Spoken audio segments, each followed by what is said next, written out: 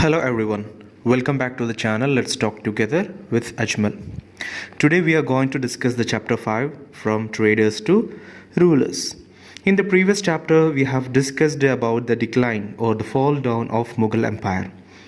So at the time or the period of decline of Mughal Empire or the decadence of the Mughal Empire created political instability in India. So at the time of Mughal Empire, while they're ruling the India, the Mughal Empire were ruling the India, there showed a political stability. There were a political stability. The power was there. But at the time of decline or fall down of Mughal Empire, there created a political instability in India. Instability means there showed unnecessary things there created in India. Also, many independent regional kingdoms arose. Okay, so we have discussed that at the time of Mughal Empire also there were many regional small kingdoms were also there. So while they heard that the fall down of Mughal Empire, they showed their supremacy. They showed that they are the most powerful kingdom, just like that. And also those kingdoms, the regional kingdoms failed. How they failed? They can't show the strength to the European trading companies. So they failed to the European trading companies because they can't defeat the European trading companies. Because of that reason only they failed. Okay, we can check you about the Europeans as traders. So how they reached India, what are the things they have used to come to India for sailing purposing, and all the things we can check that. So India's trade relations with Europe go back to early times, and the discovery of new sea routes to India led many European countries to form trading companies to explore the markets of India and other parts of Asia. So the European traders, they were not started that at the time of decline of Mughal Empire. Before, at the starting of the Mughal Empire, or before that also, the Europeans started to trade to India. So they just discovered the sea route to come to India for trading purposes. Okay, and also they explored the markets of India for selling the products, because we people India used to get the cheap product from the Europeans from cheap money. Okay, and our products also very high prices, so we people are unable to purchase our products. So what we have done, we just purchase the European products for cheap amount. Okay, and also trade till the early 17th century was private enterprises. So till the 17th century, the people or the Europeans came there and they just done for why the private enterprises. It means if anyone came from any other country, they can easily come or start up any company, or they can start the enterprise or start the firm or start the company easily as per his wish. Okay, and it was carried on by individual merchants and traders, and that private enterprises changed into merchant and traders. They came to stick there that place and they started to trade there.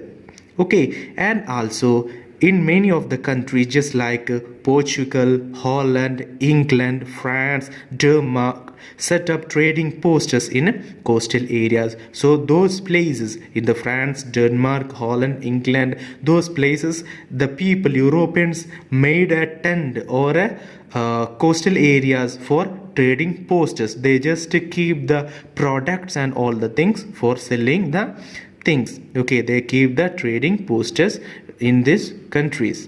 Okay, so these were called the factories. So that trading posts were called the factories. So it's not because anything was manufactured there, but because of officials of this companies called the factors. So who of the workers who used to work in the factories were called factors. Okay, the trading posts, which we can call factories, and in the trading posts or in the factories who used to work, who called the factors. Okay, and next, The factories were engaged in trade. Goods such as spices, cloth, indigo, and silk were in great demand in Europe. So, at the starting time of factories, they just started or engaged in the trade. They usually taken from India mainly the products like spices, cloth, indigo, and silk were the major demanded in Europe. So those are the major products they have been taken from India to Europe, and also the factories bought these items from India at a low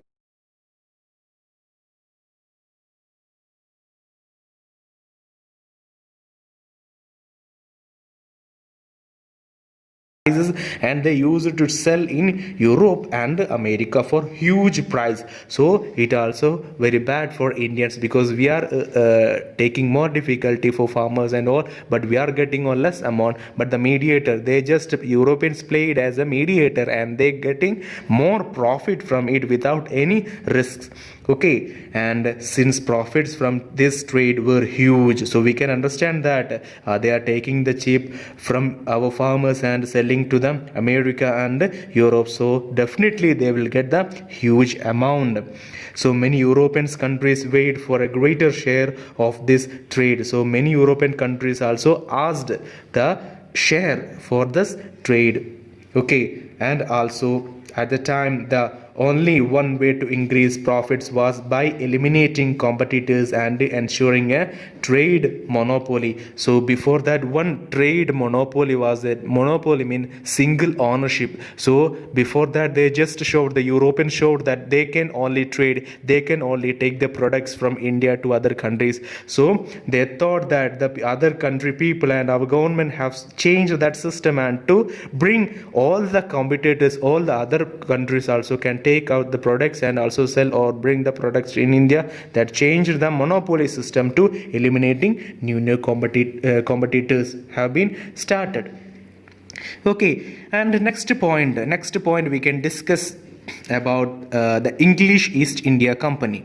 What is English East India Company? We have heard many times that what is English East India Company, what is the purpose of English East India Company. So it is nothing that the English East India Company of England was started some British merchants. So it's just a company who are founded by the British merchants, British workers or British laborers have been started that company, or British employees or the workers or employees started the company were in India. And in 1600, Queen Elizabeth first gave it the exclusive right to trade with the East. So Queen Elizabeth was the ruler at the time of English or in Britain. So what she have done, she given the all complete right to the English East India Company to whatever the things you can trade, all the permission given to the merchants. Okay, and this meant that no other trading group from England could compete with the company. So one problem was occurred to other people of English is that other people can't start up any other company at that time. So that was a major problem caused for the other English. Okay, and in 1612 the company set up its first factory in Surat. So the English East India Company's first factory was founded in Surat. Okay, the Surat was the first factory coming up in 1612. The company established trading settlements in Madras, and also they have started the trading companies, just like sub companies also they have been started in Madras, the present Chennai. Also they have started up in Mumbai and also in Kolkata. Okay, that is Kolkata. They have been started the sub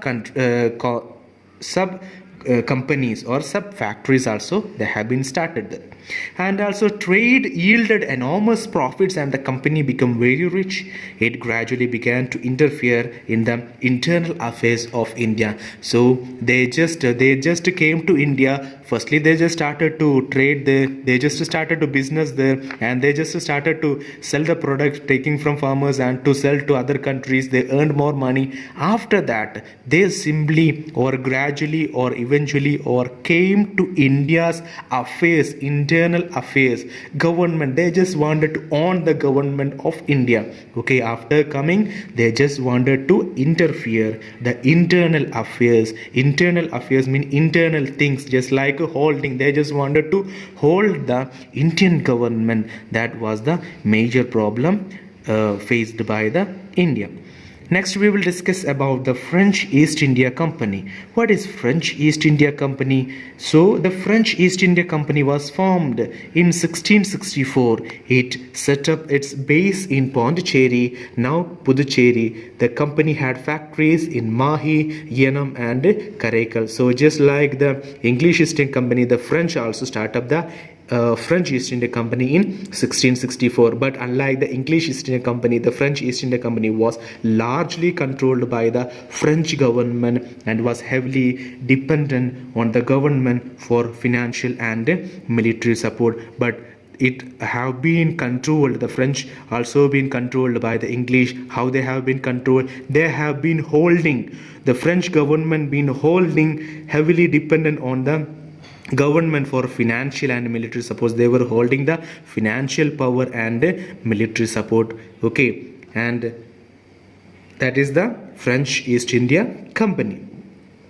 Next, we can discuss Anglo-French rivalry in India. Rivalry means fight, war or battle. We can check what is Anglo-French rivalry in India. We can check how it happened, the Anglo-French battle in India. So the presence of two traditional rivals and a clash of trade interests led to series of war. Definitely we can understand that if there is a two shops of same item or same shop, just like two clothes shop or two hotels, same looking same area, so definitely there will be a clash there, isn't it? Just same like here also, by while introducing or two traditional rivals or two traditional companies are forming in a same area, they start up to clash or start up to war there. So series of war also, continuous war also start up there. So these wars are commonly known as Carnatic War. So the wars was between the people of French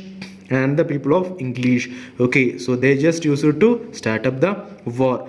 And these wars are commonly known as the Carnatic War, since most battles were fought in the region within the present day state of Tamil Nadu. So the wars was not only fixed in a single place, but it was in the all place, in the all region, it was there, even in the Tamil Nadu also. But the British and the French clashed thrice in the Carnatic War. But we can get from the historians that the British and French clashed or started the battle, or they've been used to crash or clash how many times? 3 times in the Carnatic War. We have discussed that what is Carnatic War, the battle between the French and English. For that process or for that war we can call Carnatic War. Okay, and also the wars lasted for nearly 20 years. The starting from 1744 to 1763 was the war. Okay, and after the war, the French ceased to be strong political force in India, and also after the war, the French showed to be strong political force in India, and they came to be most powerful, most strong political force in India. We can check what all the thing happened in the first Carnatic War. Okay, the battle between the French and English. Okay, and in 1774 England and France were the war in Europe. This had its impact in India as well. The British threatened to occupy Pondicherry. The French, led by Dupleix, retailed by occupying Madras. The British appealed to Anwaruddin, Nawab Carnatic, for help. As Madras fell in his territory, the Nawab sent an army but was defeated by the French. So many of the things they have been done in even the Puducherry, and also they have asked for the support. The English asked for the support of Nawabuddin, but again they failed. The French only won in that war, first Carnatic War. The French finally in 1748, with the end of the war in Europe, Anglo-French hostiles in India, French only passed or won in the first Carnatic War. While moving to the second Carnatic War, 1748 to 1754, so it was the war between the British and the French, was fought over the issue of succession thrones of Hyderabad and Carnatic. So the second war's reason was that they just wanted to get the throne or the position or the chair of king. They just wanted to fight for that Hyderabad king. Okay, because of that reason only they just fight. The British army defeated the French force, a peace treaty was signed, and Dupleix was recalled to France. But in the second Carnatic War, who failed there? The French people or the French East India Company failed there, and Dupleix was the head of French, so he just went back to France. And in the second Carnatic War, the English or the British won. Okay, while moving to the third Carnatic War, the war between English and French, it was held in 1756 to 1763. So the peace between the two powers were short-lived. So after the second Carnatic War, also they just showed that they can stop the war and we can bring a peace. But it was not lived long. It was a short-lived. Once again, a war broke out in Europe in 1756. The British forces defeated the French forces. A peace treaty was signed in 1763. Okay, so after the end of the peace between the French and English or Britain, they just again started to fight. The French were given back their factories in India but were not allowed to fortify them. The factories could serve only as trade centers. The French influence declined and the British went on to become the masters of India. But at the end of the Carnatic War, the French declined in the third Carnatic War, and the British came to be ruled. And we have discussed about the English East India Company, French East India Company, and also we have discussed the Anglo rivalry in India, the fight between the French and British, and also we have discussed the first Carnatic War and the second Carnatic War, the reason for second Carnatic War and the first Carnatic War. The first Carnatic War's reason was that to capture the Pondicherry, and the second Carnatic War was the reason was that to occupy Hyderabad, and the third Carnatic War's reason was that the British forces defeated the French force was the another or the third reason for the Carnatic War. So those for today, and I hope you have understood. If you have any doubt, you can comment below and just share this video, and we can see in the upcoming videos we will discuss about the British conquest of Bengal and Battle of Plassey and Battle of Buxas, and all things we can discuss in the coming videos. So thanks for today. Bye bye.